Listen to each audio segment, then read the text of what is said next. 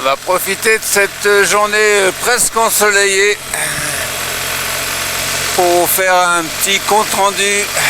Après, je vérifie près de 1856 km à bord de ma GS 1300.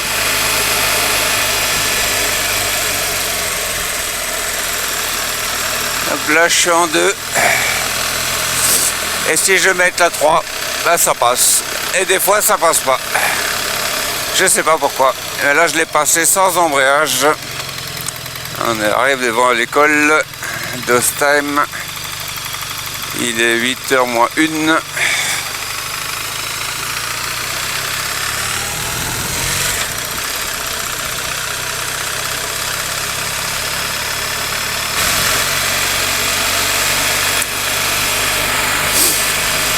J'espère que le son il est correct. J'ai galéré à mettre ce micro dans mon casque. Et comme c'est un jet, il y aura peut-être un peu de souffle. Et je vais tout de suite descendre la lisière, où je pense qu'on aura un meilleur son. La température 15 degrés, 8h01, les gens qui vont au boulot. Donc la plupart sont pas bien éveillés. Alors on va faire gaffe. Et je vais en profiter pour vous raconter mon ressenti sur cette magnifique moto qu'est la GS 1300. Je l'ai depuis le 12 avril je crois. Donc là j'ai déjà croisé pas mal de chevreuils qui passaient de là à là et inversement, sauf que là ils sont visibles, là on les voit pas. D'ailleurs je vais aller vous en montrer des chevreuils. Normalement ils sont encore pas couchés. Ils devraient brouter dans les champs. Et donc je disais que cette moto a 2860 km, que je l'ai depuis le 12 avril et que j'ai déjà fait la première révision et que je suis satisfait à 90% parce que cette moto, comme toutes les autres GS, est fantastique. Et je prends toujours pour référence mon ancienne GS de 2008 qui était fantastique aussi, mais qui manquait un peu de watts, on va dire, pour être plaisante à emmener. Donc je suis passé sur cette 1300 et je ne regrette en rien mon choix, mis à part ce putain de bruit qui me rend complètement dingue. Mais bon, c'est ça. Je ferai une petite aparté à ce sujet. Et donc cette moto, elle est comme toutes les GS, est ultra plaisante à emmener. Ça tient le pavé,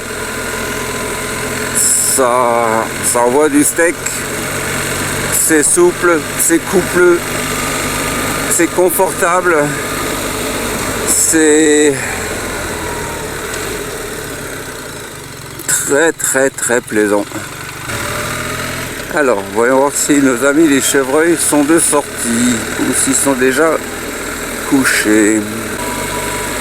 Quand je vous parle de la souplesse de ce moteur, je vais me mettre en 6. Je suis à 1500 tours. Je lâche les mains. Et admettons que je veuille accélérer.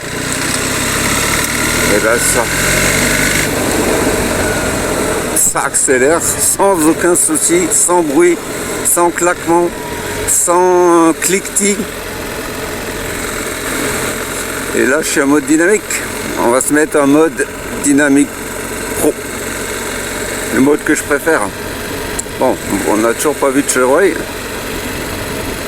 Il y a deux. Donc je suis en mode dynamique pro. En 2.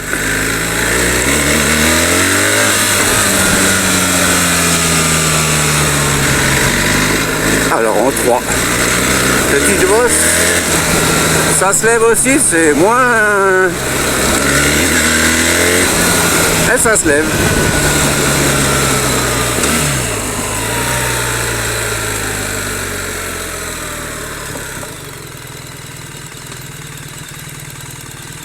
Un de mes anciens spots à Martin Pêcheur. Là-bas j'ai perdu mes lunettes en tombant dans la flotte avec mon appareil photo. J'ai préféré sauver l'appareil photo que mes lunettes. Ceci étant dit, je ne l'ai plus ici. Je passe la 3, je passe la 4. Ça régule.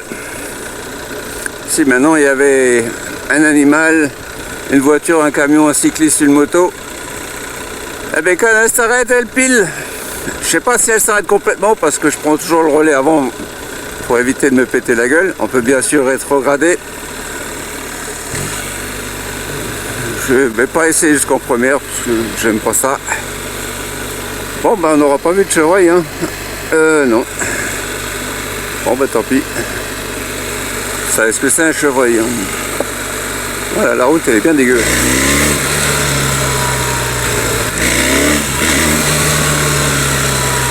Ça se lève tout seul cette bécane. C'est vraiment plaisant.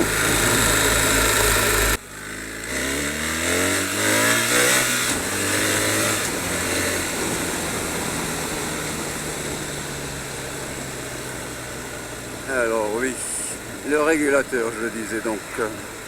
Ah tiens, quand je vais prendre un virage et la centrale 6 axes, ABS tout ça, ben ralentit légèrement le virage pour que ça passe les doigts dans le nez quoi.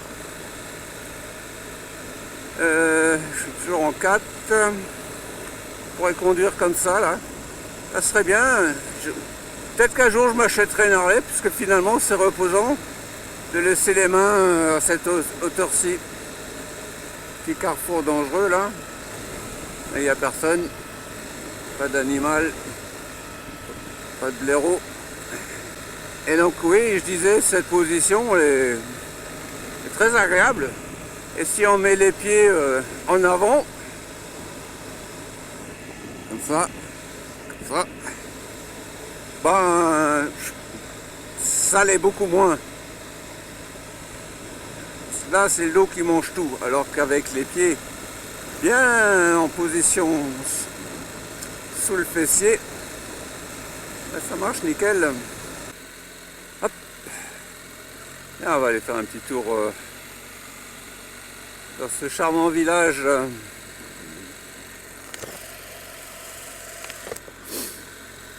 J'ai le nez qui coule, hein. C'est pas la coke, hein, je vous rassure, c'est mon allergie.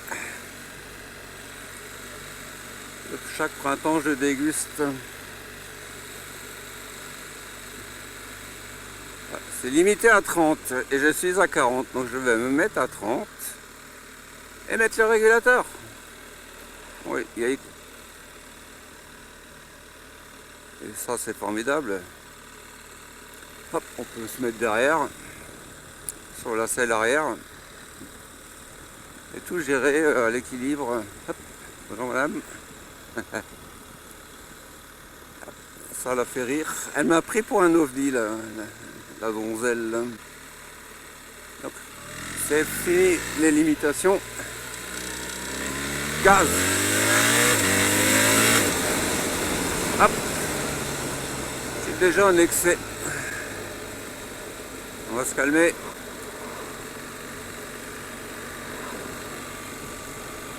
Là aussi, j'ai déjà vu des renards marcher le long de la route pendant que je faisais des photos d'orage un soir. Je ne vous ai pas dit, je fais beaucoup de photos. Si vous voulez les voir, zoomalsace.fr. Je ne sais pas si on entend ce fucking bruit. Et clic, clic, clic, clic. C'est assez perturbant. J'ai encore discuté hier avec, j'ai oublié son prénom, enfin l'associé qui travaille chez Maxès Colmar, qui a aussi une triple bac comme moi et qui a aussi ce bruit. Hop.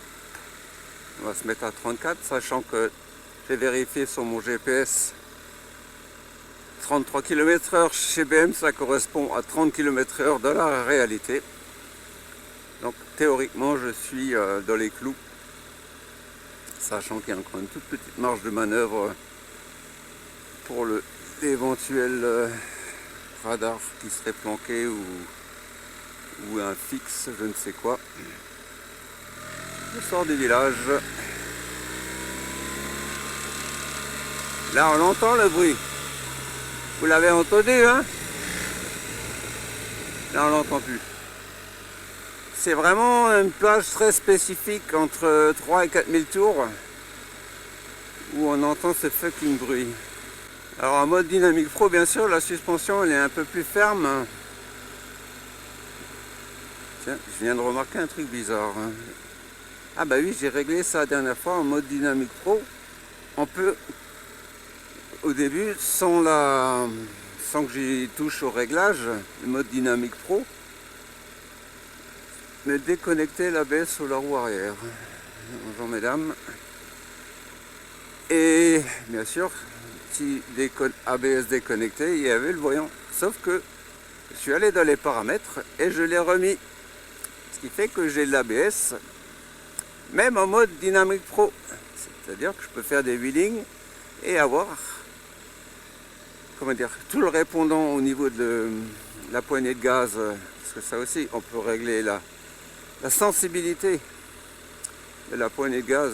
Soit vous voulez un tirage long et accélérer mollement, ou un tirage court, accélérer vigoureusement et rapide et efficacement. Je me comprends. Et bien sûr, on peut déconnecter l'ABS pour la roue arrière. La roue avant, c'est impossible, à moins de débrancher le capteur, mais là, je pense pas que la moto soit en condition pour démarrer. Ensuite, tiens, nous allons aller à Colmar. Bien sûr, quand vous freinez, hop, je suis en première, clignotant, hop, j'ai vraiment l'impression de passer pour un ovni avec ma caméra GoPro sur la Testa. C'est-à-dire que c'est quand même assez impressionnante avec le Media Mode et ma tête de... Oh, j'ai tout déréglé là. Voilà. Allez, nous allons aller sur Colmar. C'est toujours limité à 30. Donc, allez, go. Et on va se calmer tout de suite. C'était juste une accélération en 3. J'ai trouvé un peu molle cette accélération. Vous entendez le bruit? J'espère qu'il est amplifié. Ce fameux bruit de clic, clic, clic, clic, clic, clic, comme une chaîne, vous savez, une chaîne de distribution qui est détendue. Vous ne pouvez pas connaître ça si vous êtes jeune et que vous n'avez jamais vu une vieille moto avec bon nombre de kilomètres. Mais c'est ce bruit-là, une chaîne qui ballotte dans un carter en aluminium.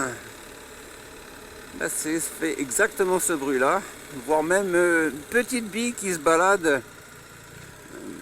Je rétrograde en 2, déviation, route barrée, hop, c'est par là, je sais pas où est-ce qu'on va. Ah oui, je disais, le collègue là chez Moto Expert, Maxès Moto à Colmar, qui a la même moto que moi, sauf qu'il lui l'a prise en novembre à sa sortie 2023, et bien lui il est très mécontent de sa boîte de vitesse, alors qu'il a passé toutes les vitesses sans embrayage comme lui avait suggéré le concessionnaire lors du rodage, ce qui n'était pas du tout mon cas. Donc il a fait tout le rodage sans toucher à l'embrayage, tout shifter, monter, descendre, ce qui a engendré a priori des conséquences sur le passage des vitesses, notamment entre la 5 et la 6, qui a vraiment du mal à rentrer chez lui. Alors que chez moi, j'ai fait le rodage, les 980 km.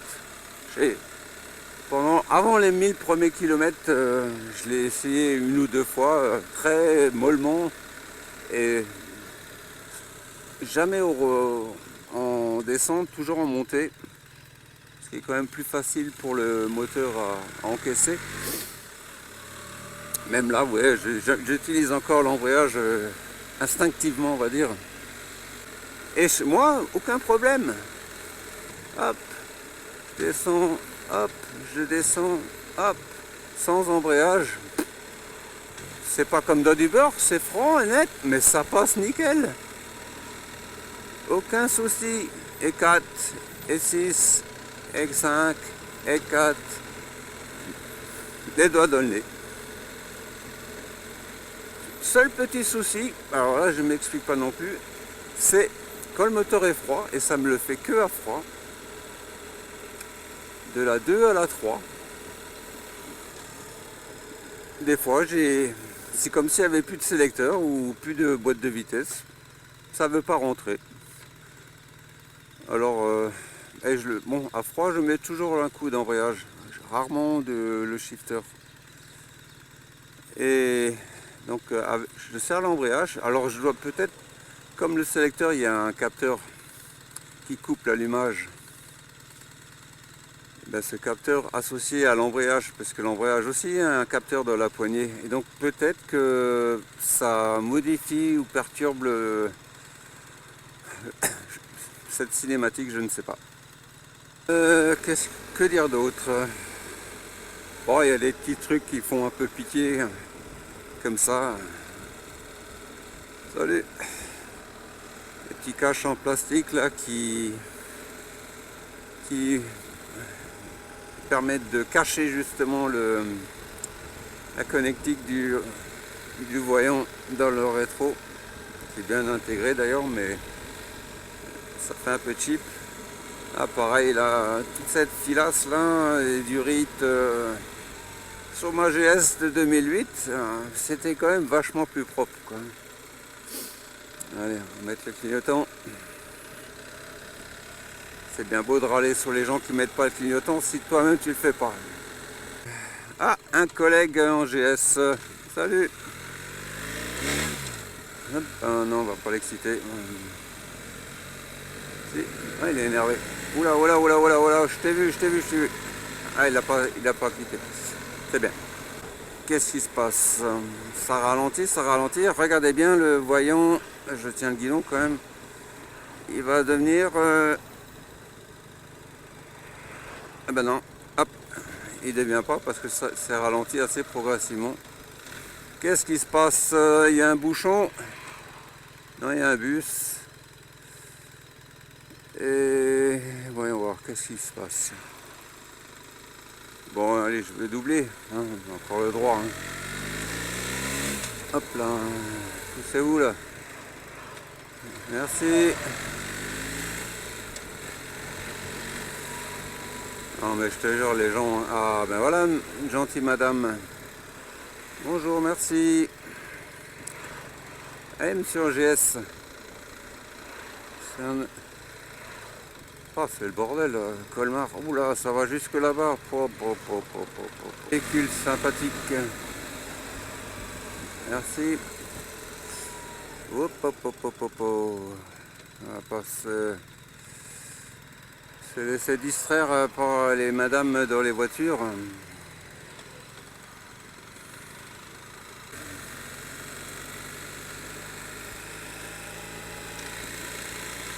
Mais le petit cliquetis dans le moulin. Bon, non, je veux pas prendre l'autoroute. Si, allez, je prends l'autoroute. C'est pas ça. C'est bouchonné à mort. Wouhou! Mais bon, le régulateur fait le taf merveilleusement bien. Je l'ai réglé à distance minimum. Franchement, Colmar c'est une belle ville, mais alors c'est que le centre. Hein. Sinon tout le reste c'est déprimant. Très déprimant. Bon, Alors, je vais essayer d'arrêter de raconter. Oula! Allez, monsieur, madame. Ah bah oui, je parlais toujours des qualités et des points négatifs de cette moto. Alors, comme je vous l'ai dit, la bulle électrique, franchement, bah vous l'entendez déjà au bruit, je pense. C'est le jour et la nuit. Hein. Là aussi, on entend bien le... Ah là, ça c'est plus le fameux bruit dont je vous parlais, c'est le cliquetis global de la machine. Ceci s'explique par la faible épaisseur des carters, des cylindres et des culasses et tout ça. Et donc je vous disais que pourquoi je vais essayer de préserver la boîte de vitesse, parce que je compte bien vendre cette moto l'année prochaine en début d'année pour quelque chose de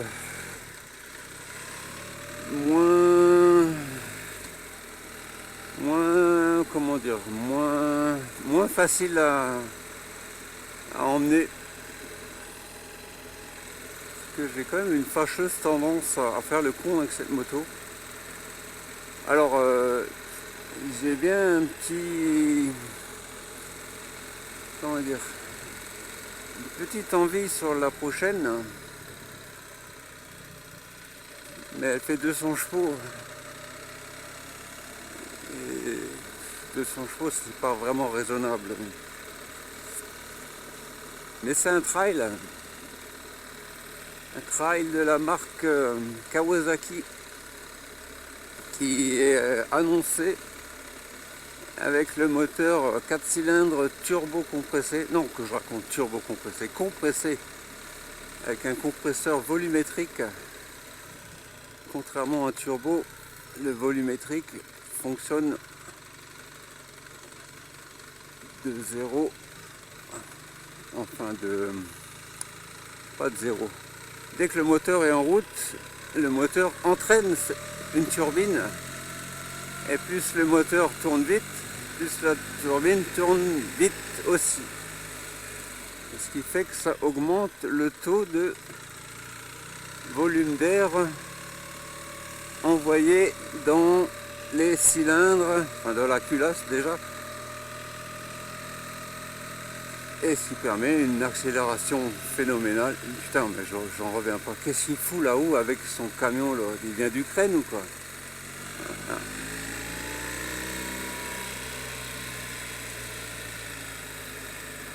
C'est quand même assez dingue.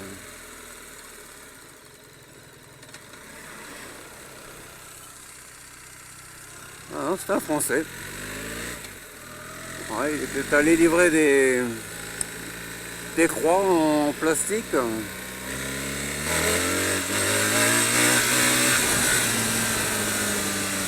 Ouais, donc je disais 200 chevaux, c'est quand même abusé. Mais, oh putain, la pollution. Mais ça doit être quand même vachement plaisant d'avoir 200 canassons. Là, j'en ai 145, ça fait largement, mais alors largement suffisant. Mais d'en avoir 55 de plus,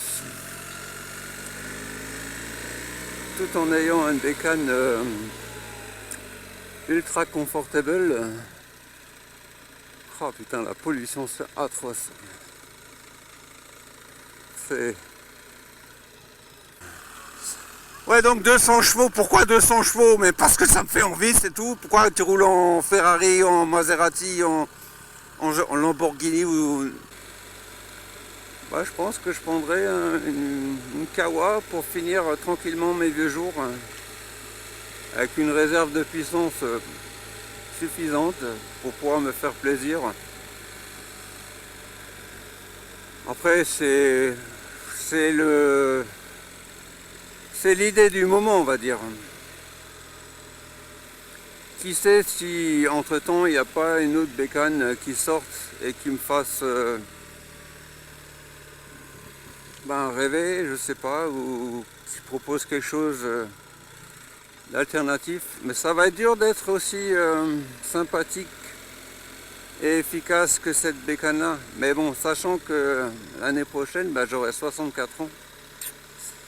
Et à 64 ans, est-ce que je n'aurai encore toutes les capacités pour conduire une moto, surtout avec 200 chevaux, 150?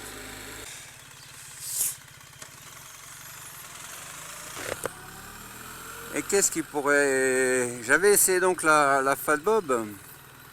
Et franchement, j'avais bien aimé. En plus, ce jour-là, c'était un peu humide. Et un 1800, c'est quand même ultra coupleux. Je m'amusais à faire des burns en 2 et en 3. Oh, des burns en roulant, hein, du drift, mais en ligne droite. En plus, j'aurais largement les deux pieds bien à plat. Mais la bécane fait quand même dans les 300 kg. Donc j'hésite. Qu'est-ce qu'il y a comme autre option? Il y a la Diavel qui me plaisait bien. Mais bon, faire de la borne avec la Diavel, je pense que c'est s'infliger une torture physique. J'ai beau regarder des essais, ça a l'air compliqué quand même. Ça vibre, c'est pas... La position est vraiment pas sympathique.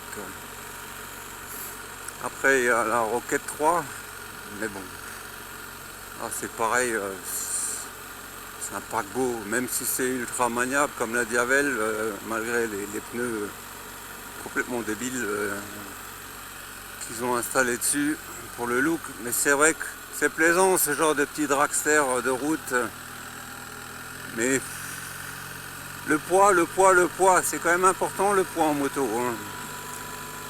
Donc trouver un compromis, ça va être compliqué. Alors peut-être que je garderai la GS, hein, ou prendre... non, je sais pas. Honnêtement, je sais pas. Peut-être garder celle-ci, hein, qui est franchement me satisfait. Comme je disais, l'autre GS, je l'ai acheté en 2013, elle a cessé de fonctionner en 2023. Je lui ai mis presque 100 000 bornes de la tronche. Tout ça avec une grande satisfaction. Pourquoi ne pas faire pareil avec celle-ci? Je sais pas. Le seul, comme je vous disais, moi, mon seul problème avec cette moto, c'est ce bruit, hein. C'est comme une Ducati, quoi. Mais, ouais, ce bruit, ce putain de bruit, il me rend dingue. Et mais en même temps, personne n'est emmerdé avec des problèmes mécaniques. Donc, ce bruit n'est pas gênant, mécaniquement parlant. Donc, si on fait abstraction du bruit, c'est une bécane génialissime. Ça marche du feu de Dieu. Ça tient la route, il n'y a pas mieux, je pense.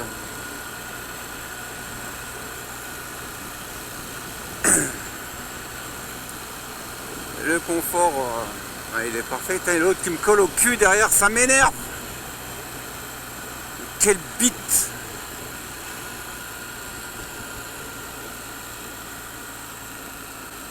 Allez, je vais ralentir exprès. Vas-y, double. Allez. Tocard. Hein, ouais. Regarde là, ce blaireau là. Putain.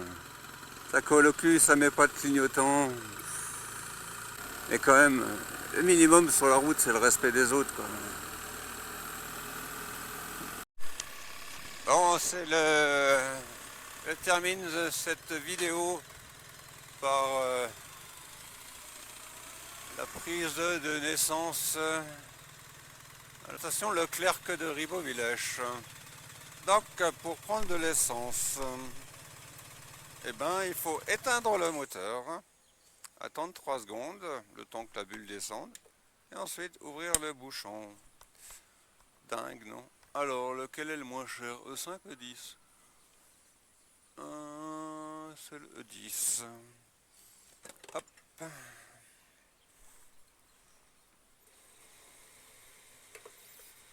Et bien sûr, j'en ai mis un peu à côté. 14 litres. Putain, il me restait 5 litres et il m'a affiché 57 km d'autonomie. Donc, je ne sais pas si les ingénieurs allemands sont mauvais en calcul, mais à mon avis, ils doivent laisser une très très grosse marge.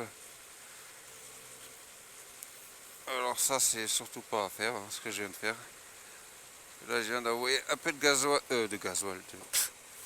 un peu d'essence sur le petit bitonio électromécanique qui gère la fermeture. Mais bon, ça va le faire. Allez hop. Contact. Make life a ride.